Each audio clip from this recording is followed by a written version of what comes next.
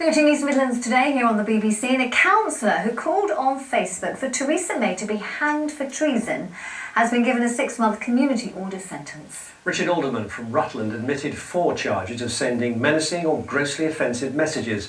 Elise Chamberlain was in court. Dehumanising and grossly offensive. That's how a judge described some of the comments posted on social media by Rutland County Councillor Richard Alderman, an independent councillor who represents Oakham South West. The posts were made between April and July this year and related to Prime Minister Theresa May, MP Diane Abbott and Broxtowe MP Anna Soubry. As well as calling for Mrs May's assassination and for her to be hanged, he described Mrs Abbott as a monkey.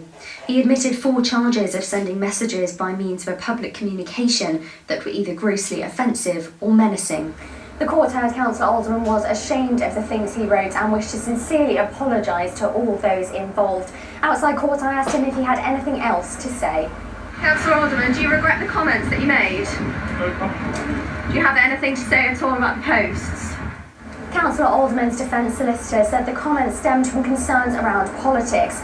He said the political circle that had been created since Brexit had been a major cause for concern for the councillor, who said, "I just want the UK to regain sovereignty. This is going to affect my children and my grandchildren when I'm not here." At Birmingham Magistrates Court, he was handed a 6-month community order with a 6-month curfew involving wearing a monitoring tag.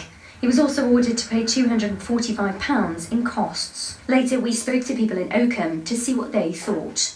I do think that's a big responsibility as a councillor, whether it's parish council or local council, and Rutland is a small county.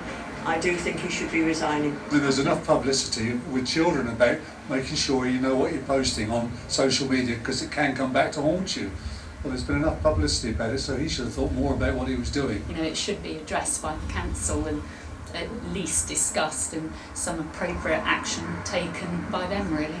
I think he should stand down as a councillor. He's not fit to run for council if he's making comments like that. The court heard Councillor Alderman has no intentions of resigning and plans to stand for re-election.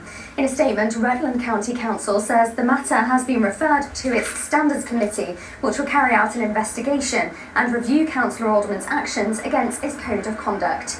Elise Chamberlain, BBC East Midlands Today in Oakham.